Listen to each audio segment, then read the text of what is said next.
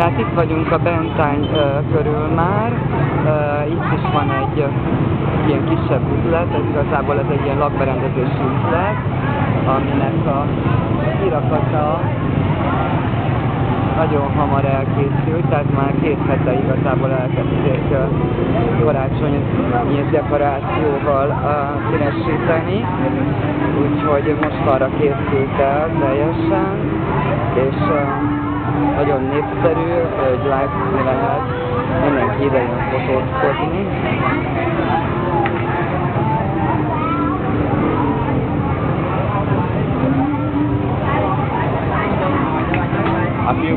Aztán, hogy a maga a lakberendezési üzlet forgalma az jelentősen növekszik el, azt nem tudnám megmondani, nem hinném egyébként, de nagyon hangulatos minden esetre.